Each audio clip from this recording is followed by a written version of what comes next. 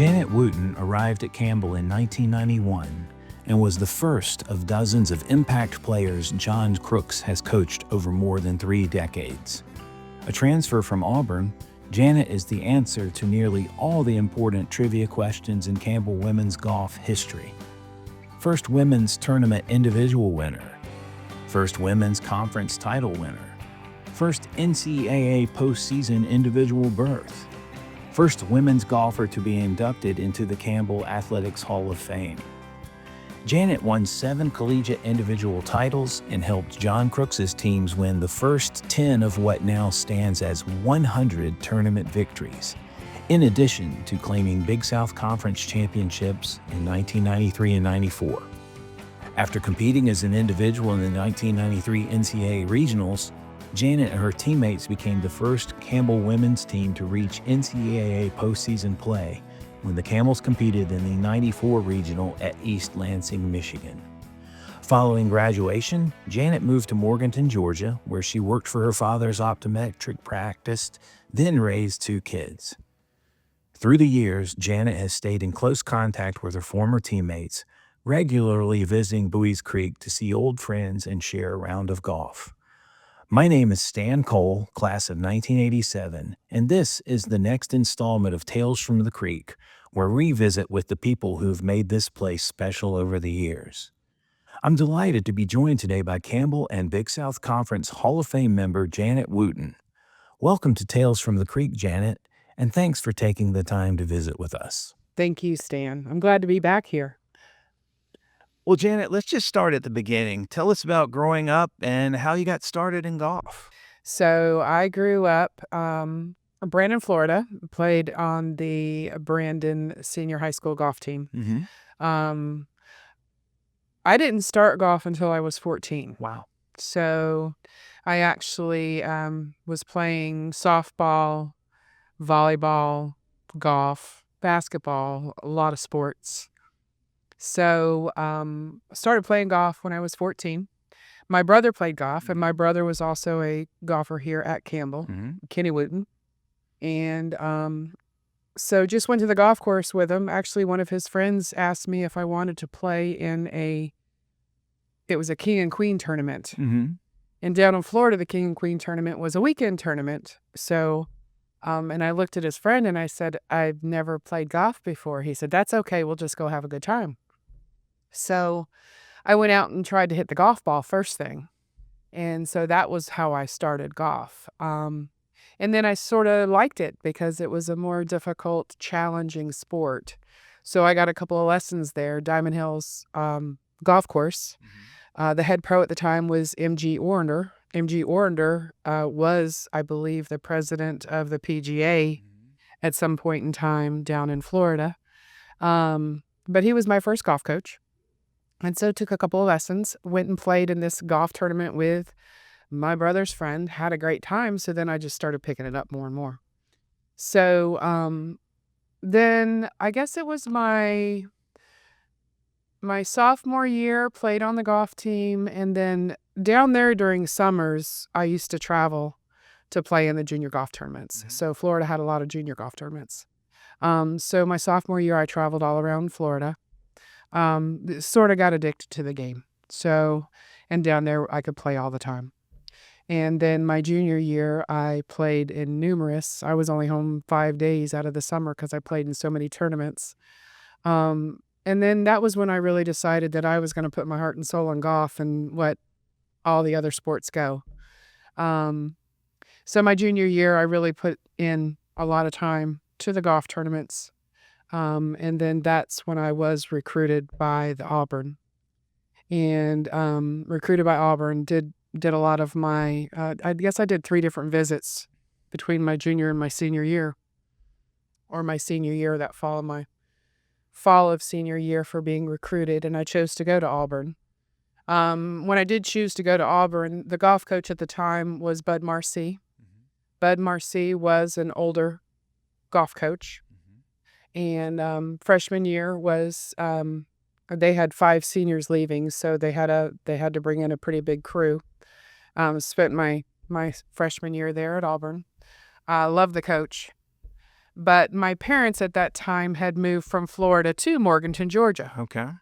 So after my freshman year that summer, I didn't know anybody in Morganton, so I was like, oh, yeah, I'm not staying with you. So I came up here to stay with my brother at Campbell Right. for the summer, because then at that time they told me that I could, practice here at Keith Hills and stuff. So that's why I was here for the summer. And my golf coach from Auburn called and said he was retiring, and that really devastated me. And so my brother said, well, transfer to Campbell. And I said, Dad's not going to let me do that. And he said, you haven't asked. Just transfer, And so I called, and my dad's like, it's whatever you want to do, honey, wherever you're happier. So, talk with John Crooks, because that was, I think, either his first or second year. And so that's how I ended up at Campbell. So I transferred from Auburn here. And it was a good transfer. I can say that. But that first year was very interesting, coming from Auburn that was rated in the top 10. And then, going to some of these first tournaments where we would pick up a softball player or pick up a soccer player.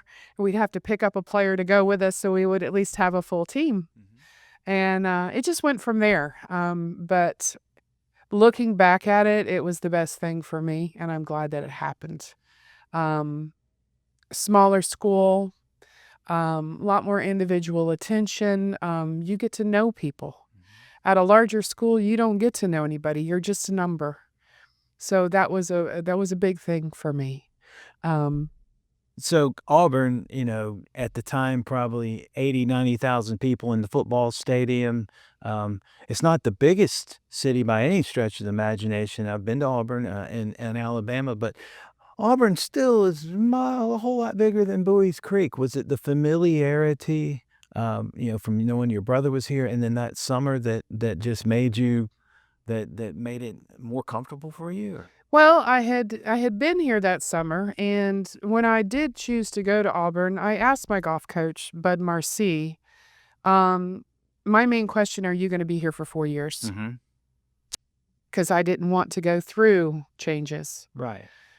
So when he did call and say he was retiring, that struck me as that's wrong. I'm sorry, but that hit me hard, because that was my main reason for going there. I liked the man, I liked the coach. And then he wasn't going to be there. And I did ask him, do you know who's coming in? No. Well, the backstory to that's the year that actually Auburn was investigated by the NCAA. Okay. So there was NCAA officials all over the campus. If you were anything athletic, they came and they questioned you. So moving to Campbell, it was just more of, I like John Crooks. I mean, I had met him here. It wasn't him recruiting me or anything. I like the man. That means a lot to me, especially when you're dealing with trying to be in such a competitive sport as golf. Sure. So that the coach means a lot. And that's one of the reasons that I chose to be here. The campus here is beautiful. It's smaller, Yes, Auburn is a smaller school, but it is a large school. So you are just a number. You are not an individual. I mean, my professors here, they knew me. When they saw me out, they knew my name. They would talk to me, okay? That makes a big difference when you're talking about being at school, okay? You're not lost in the shuffle, all right? Just the difference is that, at Auburn, you being an athlete, even if you are if you're on scholarship, your freshman year, you're in study hall every night. You're in there with the basketball players, the football players, I mean, and many of them look at you and say, we have a golf team. I mean, and I was like, yes, you do. You have a golf team here, Right. So it was, it's just a different atmosphere here. It's much more family oriented. As you can see, it's been 30 years, and my first original teammates were still, it's like yesterday for us. So You touched on it, Janet, about Coach Crooks picking up former players. He likes to tell the story of standing in Marshbank's dining hall asking young ladies if they, 2 questions. Number 1, did you own golf clubs? or do you own golf clubs? And number two, would you like to go to a tournament this coming week? I mean, is that the exact? I'm sure it was, because I'm sure it was. And we would pick up one or two, and he'd have to dig deep. Mm-hmm. He was going to the other athletes and saying, hey, have you ever hit a golf club? Would you like to go travel with us? Mm-hmm. Yes, he was. So yeah, that first year, which was, I started 91, 92. I mean, it was me and then Melissa Herring, track, Candace Long, okay? And I think he tells the story that Candace Long, she did play golf, but it usually was she shot over 100. Mm-hmm. And then we went to one tournament and she broke 100, and it was like the best thing ever. And me coming from going to a top 10 team, but I thought that was wonderful. Here you have people that are learning the sport and they enjoy it. We had a good time. It was competitive, but we had a good time. Janet, what is it about a individual sport that's scored in a team environment and things? What is it about that allows y'all to, people that are, you've got some people that are, their skills are going to allow them maybe to go pro, and some people that are just a really good college golfer, or the gap that was there between perhaps the top two or three your first couple of years here and the last two or three. Yeah. What is it about that team sport that seems to that y'all dug into, that made y'all feel so close? And I will tell you a little story, and I don't remember. It was my senior year, okay? Golf is an individual sport, Mhm. but it's played in a team setting. One of the reasons I chose golf was because it was an individual sport. But in my eyes, you were playing your individual. That's all you had to worry about. Mhm. The team just fell along. Now, in my eyes, I didn't compete against my teammates. I competed against myself on the golf course. Mhm. Okay. A lot of golfers want to compete against their teammates. Coach John Crooks came to me, and I don't know if he'll ever remember this, and he said, Janet, he said, when you qualify, you don't qualify number one. And I said, yeah, so? He said, well, I can't keep playing you number one. I said, it's fine. Put me wherever I qualify. I don't care. Mm-hmm. And I said, but after the first round, I'll be number one. And he said, well, that's a little cocky. I said, I'm just being honest. Mm-hmm. He said, well, why don't you play like that against your teammates? And I said, because I'm not competing against my teammates like that. I said, now, if you stick me at a golf tournament, I'm going to compete. I said, but those are my teammates. I'm not there to beat them down. Mm-hmm. They're my teammates. I want to lift them up. So I said, but you put me wherever I qualify. So he did. I said, I don't remember if I qualified 4th or 5th, but that's where I started the first day. So I came in after my round, wherever we were. And after the last person came through, I looked at him and I said, where am I? And he said, number one. Good, I told you. I said, I don't care where you put me. That's not the point. I said, so you put me where you feel I need to be. And that's perfectly fine. I said, whatever you and the teammates, I don't care. I said, that's not why I'm here. I'm not here to compete against them. I'm here to compete against that golf course. I'm going to have good days. I'm going to have bad days. I said, when I step out to play in a tournament, it's going to be the best that I can do. So that, when you're talking about individual and team sports, but in my eyes at that point in time, not only was I there to play good individually, I have more of a mother instinct. I also want to have I'm going to be encouraging to the others. Sure. Because what I do should not affect what they do, but what I should do is encourage them to do better in their golf. So that's how and I was a very, very strong personality back in college.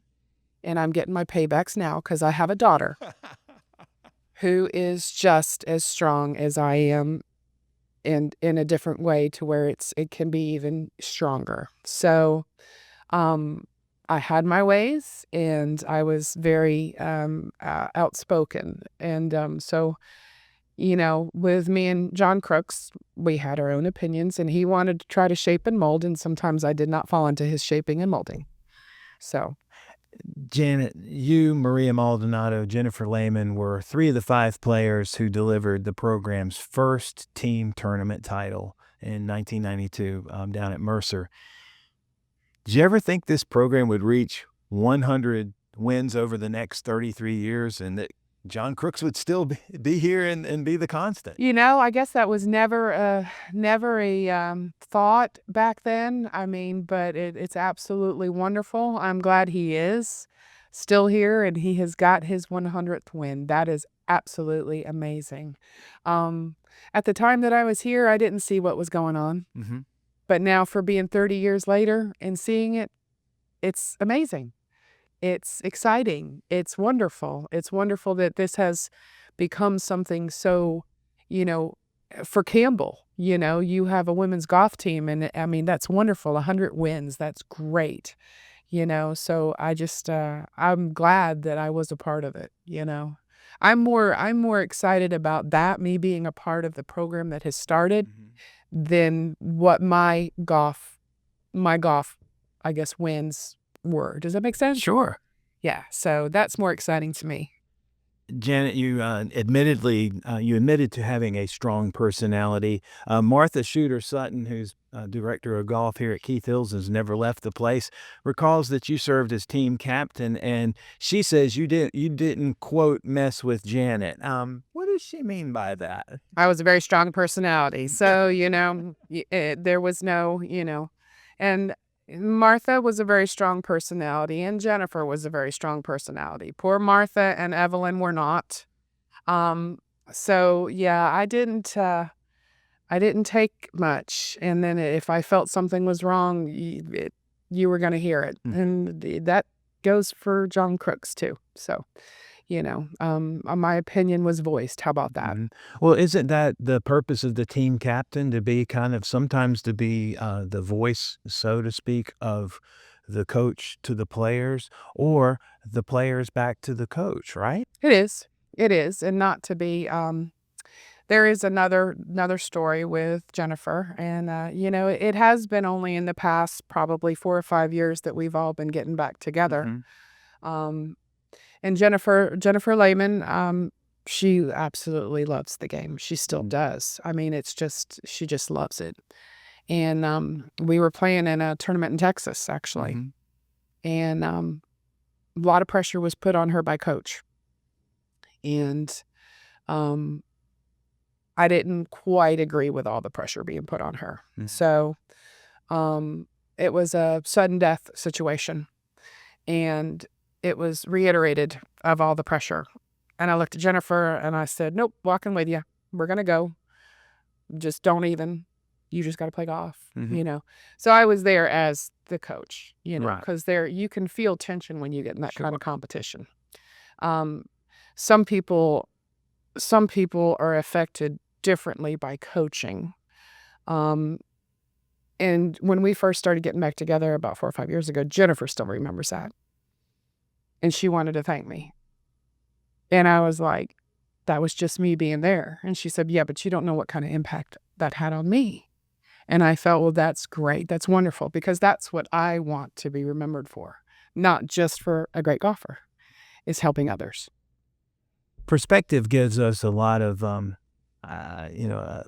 viewpoint, a much better viewpoint, I think, on life and in the moment. And over the years, John has said he has learned so much more about how to coach women versus men, and even now, different individuals. It doesn't necessarily have to go by gender. Back in the day, as we say, you and I are kind of products of the my way or highway coaching view. Yes. And that doesn't always get the best out of everyone. Yeah. And he admits that he has learned that. And then people that I've talked to over the years who have played for and then later coached alongside him will say he's so much different in so many ways. Because why do you think that is? It's a live and learn. I mean, it really is a live and learn. And he tried different aspects with me, and it wasn't, I I didn't take anything at heart because I knew that Goff was in me. It's me, and it doesn't matter. He can sit there and suggest things all he wants, but it's me and the golf course. Mm-hmm. Okay. And I was a very hard head, and I'm either going to listen to you or I'm not. Mm-hmm. I'm not going to tell you I am. But I will recall a conversation, and it was in Texas, actually, coming back from Texas. And Coach looked at me and he said, "Why is it so much different coaching girls than boys?" And I said, "You are a male. You're going to have a harder time with the males." I said, "With the females, we think of you as a male figure, a father figure." I said, "It's a little bit different." I said, "So now you can sit there and try to yell, holler, and scream at me that I've done something wrong." I said, "It's not going to bother me because of my personality." I said, "But if you sit there and do that to Maria, it's going to hurt her. Jennifer, she's going to put her back up." I said, "Martha and Evelyn, you're going to hurt them." I said, "But you have to understand that." I said, "Because those players are not going to take to you yelling at them." I said, "You can yell at me all you want." I said, "Because it's going to go in one ear and out the other." So, but that's where he's, and that was in 1993 or 1994. I said, "The guys, you can't compete against them. You have to coach them, but you're a male, so they're going to see it as competition." I said, "So you have to look back and see how you can individually coach it, what makes them tick." So even back then, he was trying to figure out, because you do have individual sports, you have to learn the individual personalities and how do you make them. So he tried a lot of different things on me, which didn't work. Now, he did see, because I'm not going to get upset at him. He's not going to get me upset. But now if I was on the course and something happened that really upset me, then I was actually really, it intensified my competitive side. How about that? Okay. So in Nebraska, when we played there, I had I don't know, 3 or 4, I don't remember how many shot lead. And we were going into probably the last 3 holes. And it was a par 3, and I had hit it to where it was probably 2 inches from the hole. And it was windy.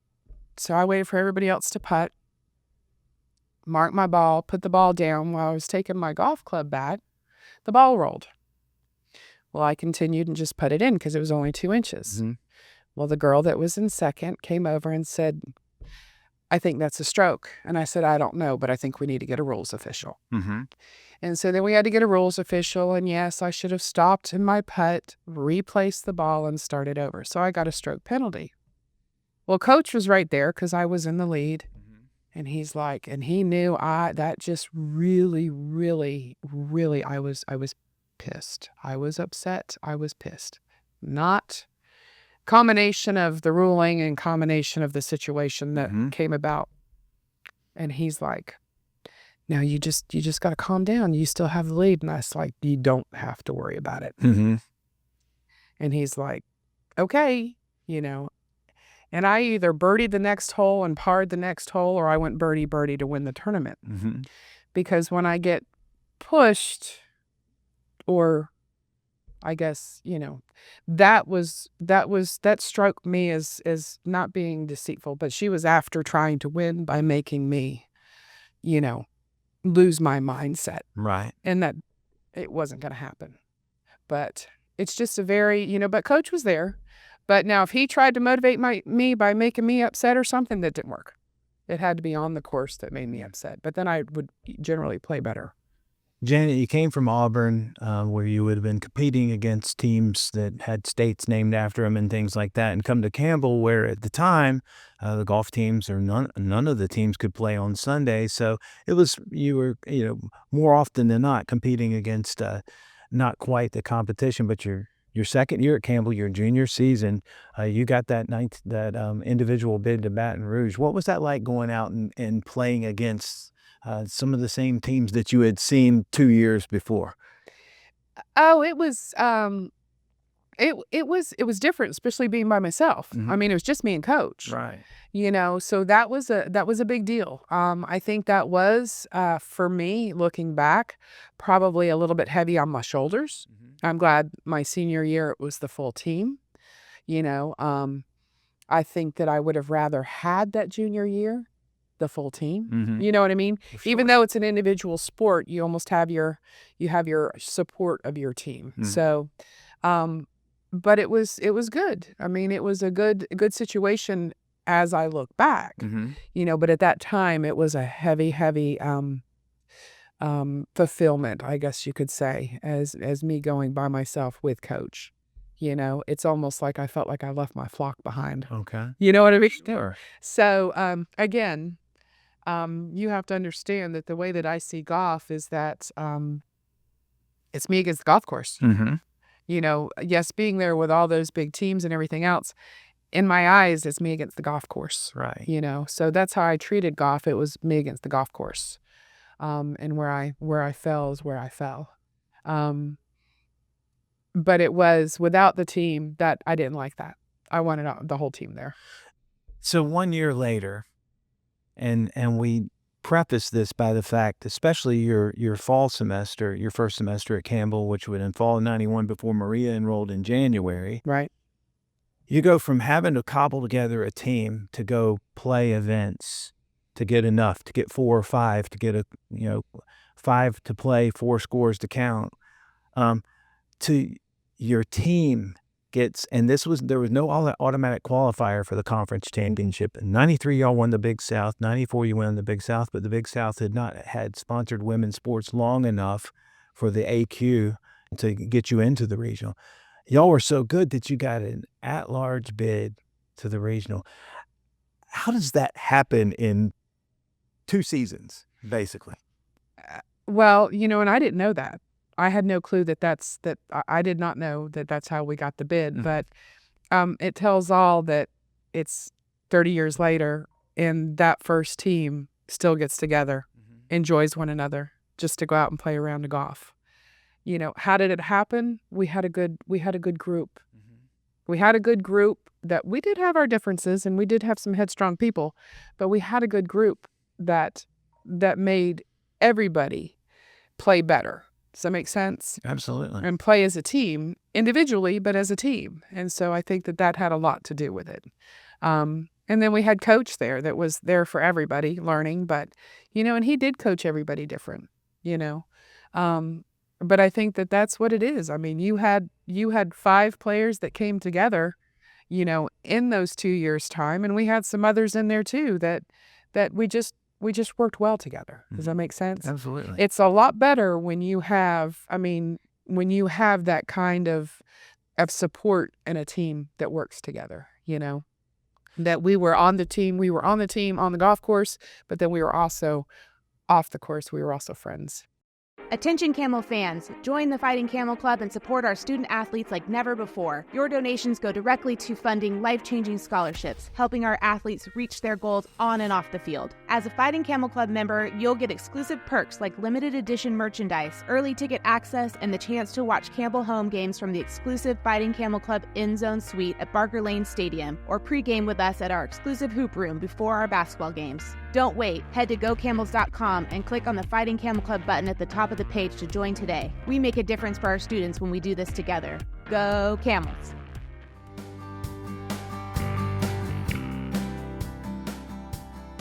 For the record, in her 3-year career at Campbell, Janet finished among the top 10 individuals an astounding 19 times in 26 career tournaments. That includes those 7 victories.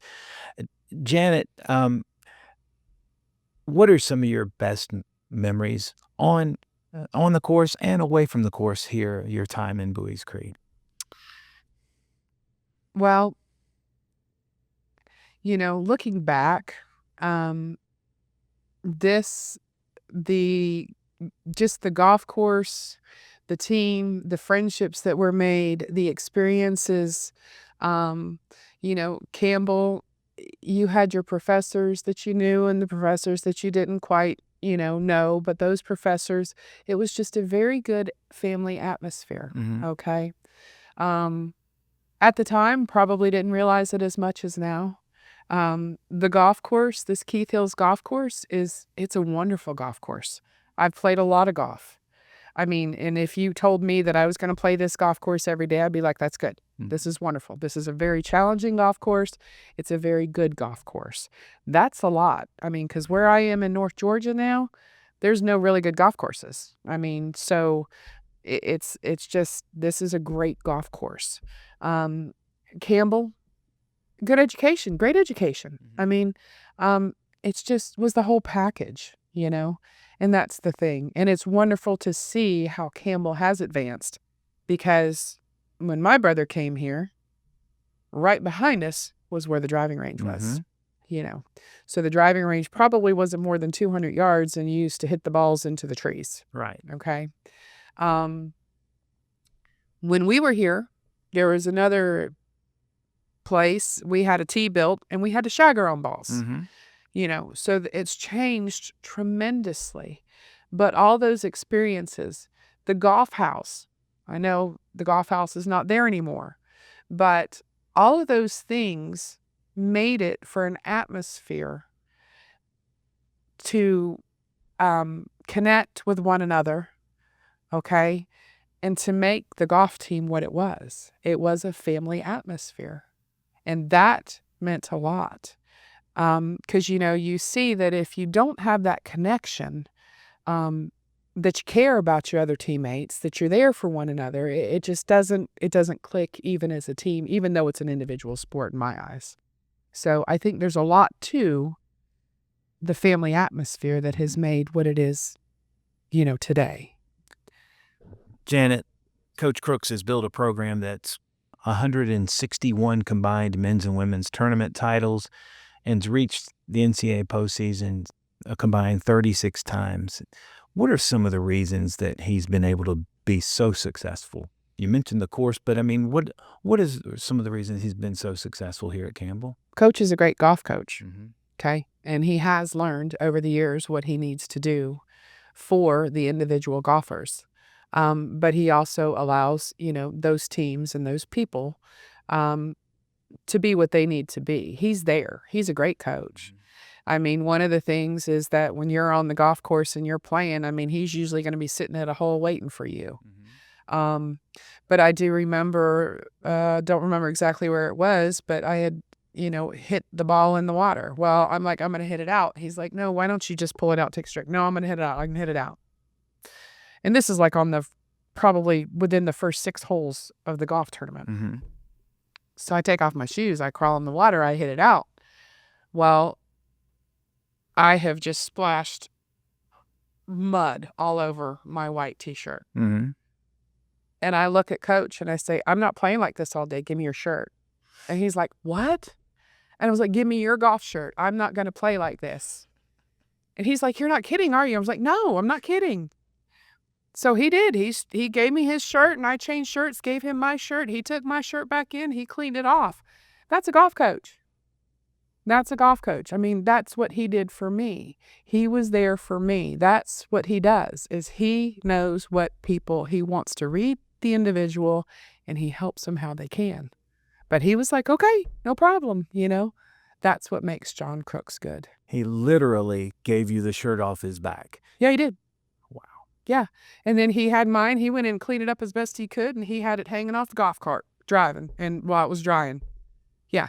Because, I mean, I don't know if we were going to be playing 18 holes or 36 holes, and I was like, I'm not playing in this shirt. Give me your shirt. And he's like, okay. So there's, yeah, he did. And that's what makes him good. Janet, what kind of advice would you give to an incoming freshman on the Campbell golf team or any sport team? Listen to your coach. If it's John Crooks, he does know. He knows what he's talking about. And enjoy it.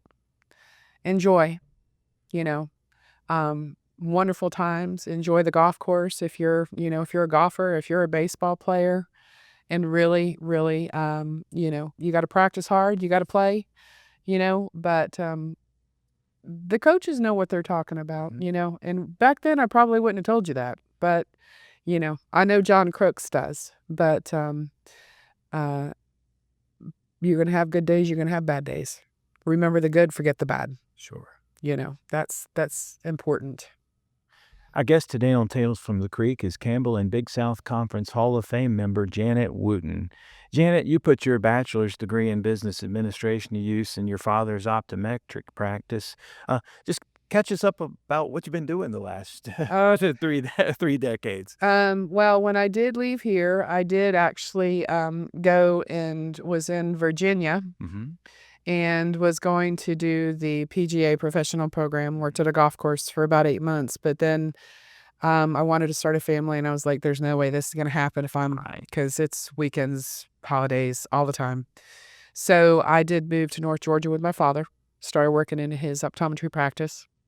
I guess that was in 95. In 99, I did become a licensed optician. Mm-hmm. I worked with him until 2014 when he passed. And at that time, I had a son who was 14 and a daughter who was 13. But then my mom passed 18 days later. So at that time, I lost my job. I lost my dad, lost my mom. So it was a very, very trying time for me. And I did talk to my kids, and I asked them, I said, do we stay or do we go? Now is the time that we decide, which my son was going to be starting high school. So it was an important time for my kids. That age is very, difficult anyways. Plus, they had just lost their grandfather and their grandmother, and Sure. because we lived right below one another. I mean, my kids could walk to their house. So they said, well, they wanted to stay. So I took probably about a good 3 months, and just my phrase at that time was let go and let God. Every morning I got up and that's what I said, because it was very difficult. And then a good friend of mine said a residential builder there in Blue Ridge was looking for some help. And I knew him, but not in the business sense. We were just passing, and, so. But I did start working with him in 2015. And he had another lady he had hired, and then I was going to be the backup. And so started working with him in 2015. He said, can you get your real estate license? I said, yeah, sure. So got my real estate license. So was a real estate agent and working with him. So that until 2016, the other girl I worked with, we got some vacation rental cabins together. So then we started managing vacation rental cabins. Okay. Still do that today. Still help her. Still working real estate, not so much. I have then been moved over to a landscaping business. So I do general managing of the office, bookkeeping, which she also does vacation cleaning cabins. So I have my hands in a lot of stuff. How about that? Well, absolutely, and it feels like the tie-in, in many ways, is that business degree. Yes. What is it about that major, that degree, and here, I hear, I was in communications and English, but what is it about that program that I hear so many good things from so many people about? They felt prepared when they left here. Yeah, I would say so. Mine was in accounting, so I still use it, and I have used it. I mean, when I was working with my dad, that was before computers. Sure. So I don't remember what year we finally got a computer, and then it was my ex-husband was a builder, so I was already in the residential builder. We started with the peach tree. Just from Campbell, though, you were prepared to, I felt like I was prepared to tackle anything in the business aspect. Very much so. So I didn't have any issues, learning the computer, pulling up a software program, getting into it, but I didn't have any fears because I would say of a good education background. I would, if I had to change it over, stayed here and got my master's. Okay. For sure, because I think that would even help even more. But yes, I was well prepared with my degree for what I needed to do in the business, and I've done it quite a lot over my past 30 years for everybody. So I even get phone calls from folks that I know who know what I do, and they're like, can I ask you a couple questions? I'm like, sure, yeah, what you need? you know. Nicole, who still works for Keith Sumner, she'll call me and she'll be like, okay, I need to talk this over with you. And I was like, okay, let's start talking. So it's just a matter of talking over. Well, can I do this, this, and this, and this, this, and this? And I'm like, nope, don't do that. You know, that all stemmed from here. Wow. I still have my business law book. And I pulled it out the other day, and it was written in 1974. I was like, wow, you know, but still some of that pertains. I mean, even in real estate, you know, because my business law, I still remember this about no piece of land can be landlocked, you know, or, you know, if you have a driveway that's going to your property, but somebody can get to their property from it, if you don't stop them, you know, then they can actually deem that you didn't stop them, and they can permanently use that. That's part of the business law that I was here. So even the stuff like that for real estate, I remember from Campbell. Never a hard question when I talk to a mother. Tell us about your kids. What if I still call ours our kids, even though they're 24 and 28. Yeah. Well, one of mine's here with me, so he'll probably be here with me tomorrow too. He's my oldest. He's 24, and he actually graduated from Georgia Tech, and he graduated with a material science engineering degree. Material science, yes. So that's a newer degree. When he went into the program, it was 3 different aspects. So you had the polymers, and then material science, and then I think chemical, but don't quote me on that. I don't remember, and he talks way over my head. So when he came through the program, he got all 3. I think it was either his junior or senior year at Georgia Tech. They said, no, if you're going into material science engineering, you're going to have to focus on one. But by him getting all 3, yeah, he got way too much information, especially for me. I'm business. I can make that work. His mind is completely different, but he's doing great. He's actually working with his senior year. One of his professors came to him and asked him to work with an incoming freshman that had a grant for the study of mushroom mycelium. So his senior year, he worked with her. She won the competition at the end of the year, so she made a leather mushroom mycelium shirt. So that's what they're doing, is they're making a mushroom leather. Okay. He then graduated, but he was already so divulged into this. It was a toss-up, and I just told him, I said, you know, they're looking at starting an entrepreneurial business. Right. So he's been working with her last year, driving back and forth, not all the time, just a couple days a week. This year it's a little bit different, but he just told me that they had a larger corporation that has asked them for a sample. So right now he's trying to figure out how he can make that 1 inch by 20 feet sample for this company. So yes, and his is a little bit more advanced for me, because his is more along the research side. Now, my daughter, she came out of high school, you know, with these new programs that you can have college credits. She came out with 28 hours of college credit before she even graduated. She went to KSU. She has her BSN in nursing, and she is currently working as an ICU nurse in Canton, Georgia.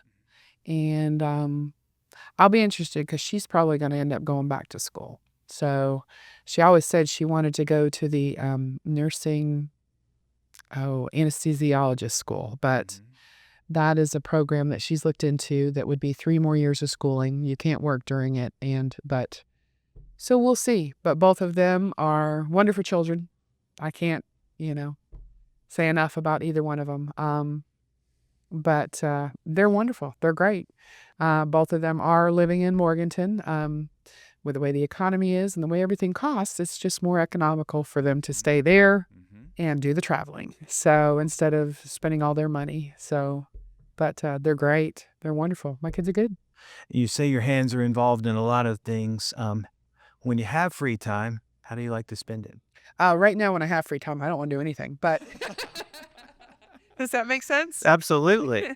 So, yeah, when I have free, I like gardening, and actually, I just brought Martha and my daughter. That's the crazy thing is my two kids. They're into the gardening. My son's into the mushrooms. They go mushroom foraging outside because my house backs right up to the national forest, and so. But then they last year they found it's been too dry this year. Last year they found the chanterelle mushrooms, and my daughter took them in and she whipped up a potato and chanterelle mushroom soup. They're both garden, everything made from scratch. My daughter's thing right now, her being an ICU nurse and what she's seen, when she was before she graduated, she was actually on the med surge unit, which is anybody who comes out of surgery. And one of the things she said to me is she said, "Mom, the people coming through here are not old. I see more 20 to 30-year-olds coming through here having their gallbladder removed." She said, "There's something's not right.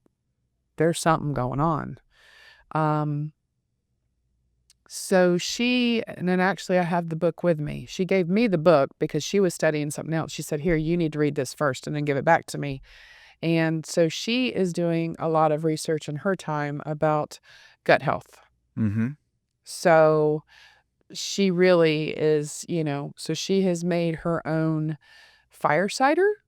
So she said last week there was something going around the hospital. Everybody's getting sick. So she said, "I brought my fire cider to work."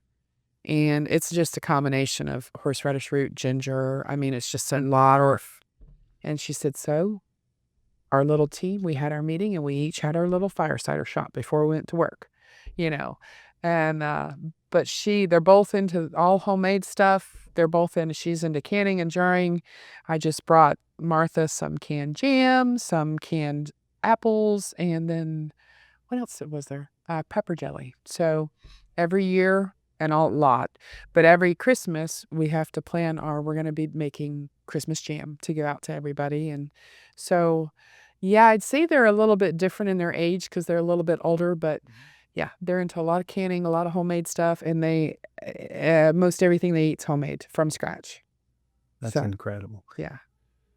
Janet, in 2005, you were inducted to the Campbell Athletics Hall of Fame. 2 years later, Big South Conference Hall of Fame. What do those honors mean to you? A lot more now.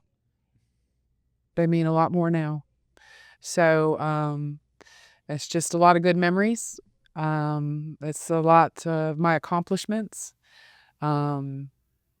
Especially, I mean, both, but to have that honor, to get those phone calls and to get that just means that, I've left an impact, and hopefully that it will spark somebody else to do the same.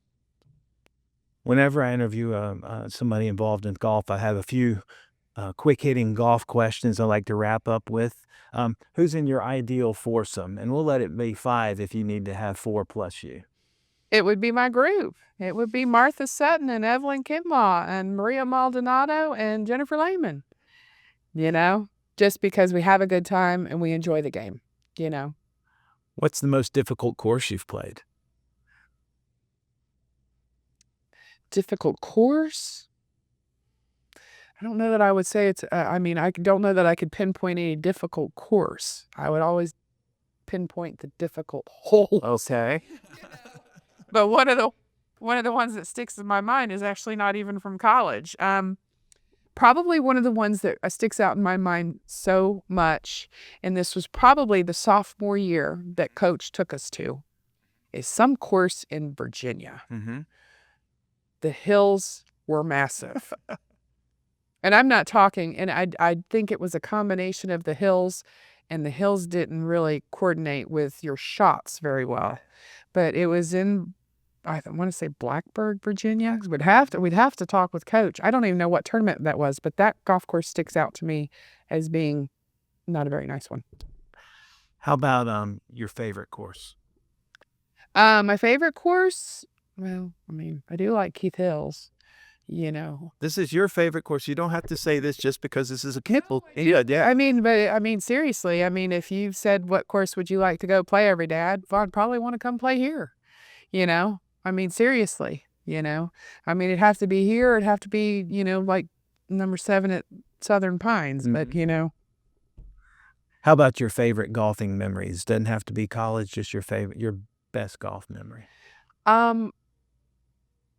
Well, you know, I was very competitive in golf, but I guess one of my favorite memories is when we played at Georgia State in Georgia. Again, it's either my junior or senior year. I know I won the tournament. My dad was there because it was in Georgia, so he was walking with me. And it was probably just one of the easiest tournaments. And that doesn't, you know, when you're talking about golf, there's nothing easy. That's not a word you use. No. But it was one of my easiest, just totally relaxed. And my dad even asked me afterwards, he said, "What was different about this one, Janet?" He said, "That everything just fell into place." I said, "I don't know." He said, but his dad, which had passed away when I was 16, I said, he was with me. I said, I was talking with him this whole time. And he said, "You're not joking, are you?" I said, "No, I know, no." I said, "That's, you know, he was with me." So, you know, I said, "That's all I can say." I said, and it was just easy. You know, I don't know if it was just having my dad there and then, you know, having that memory, but that's probably one of my best memories is that golf course. And it was just, everything seemed to just work out smoothly on that one. Janet, what's the best piece of advice, golfing advice you've been given? The best piece of advice is somebody had stated to me to try to look at the golf differently. Yeah, it's not just about hitting the ball, but where do you use your most strokes? And it is the greens. So if it is the greens, then you need to take even more time on your putting than just hitting the ball. You know, and then that was back then, you know, me being older and wiser now. I did also coach at the high school level for several years, and most of them were beginner golfers. So I tried to get them to understand that if you're having a bad day, what's your favorite club? Take that club out and play with it only. Because it's not going to do you any good to launch your driver 300 yards into the woods because you're not going to be able to find it. So if you can hit your 7-iron 100 yards, hit it 3 times, 4 times, 5 times, then putt. So, but the advice for a advanced golfer is look at where your strokes are. How can you improve your game, you know? But you got to count each stroke. Where are you losing the most strokes? You know, and most of the time it's going to be on the green. So if you can walk away, and there was one, and Coach I don't know if he remembers this round exactly, but Topsail Island I think it was our sophomore year, and that's where I had to walk away because we couldn't finish the tournament because the last round was on Sunday. But my first round there, I was not hitting the ball well at all. But I had 18 putts, and that isn't because I hit every green. So that made a difference. I think it was 18 putts to shoot a 69. Okay. But I also think I almost hit Coach one time. So, I was not hitting it well, but I was putting extremely well. So, look at where you're having your difficulty, and that's where you need to focus what you need to strengthen. That's the best advice I would give to a golfer any day. And you're never going to have a perfect round. So that 69 was the ugliest 69 you would ever see.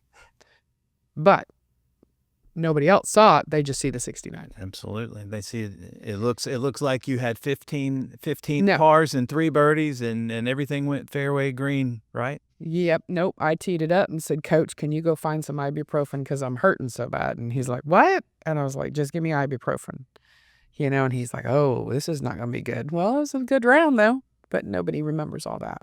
So Finally, Janet, can you put into words how Campbell University and the Buies Creek community have impacted your life? it was a wonderful time, you know, maybe not at the time of me being here because I was so into the golf and this and that and everything else. But growing older and wiser, yes, it was a family atmosphere that you can't replace that. That is that's something that, does a lot for your being. Okay. I cherish that. I cherish that now. That's one of the things that I've learned is that, you can't beat that family atmosphere wherever you're at. So not only at college, but at work too. If you don't have that, you're not going to have good days. So that means the world. So I think that that's where it really started. I was very lucky to be here, to have that atmosphere, to go to work with my father for so many years, and then to go to work with the builder that I worked with. And then we have some other situations now that's not a family atmosphere, and it's definitely not good for the person. Does that make sense? So I think that it started at Campbell. Auburn wasn't so much, moved to Campbell. So I think that that's something that is very important. You have support. You have your family, and it's just like a second family. And the Martha, Evelyn, Maria, and Jennifer, those are, like I said, we get back together, and it's like we were together yesterday. We see each other once or twice a year, but that's it. But I also know that if I picked up the phone and I called any one of them, they would help me out in any way I could, and I do the same for them. So, and I think that that's where it started, was at Campbell. I'm Stan Cole, and our guest today on Tales from the Creek has been Campbell and Big South Conference Hall of Fame member Janet Wooten. Thank you, Janet, for sharing your Tales from the Creek. Thank you, Stan.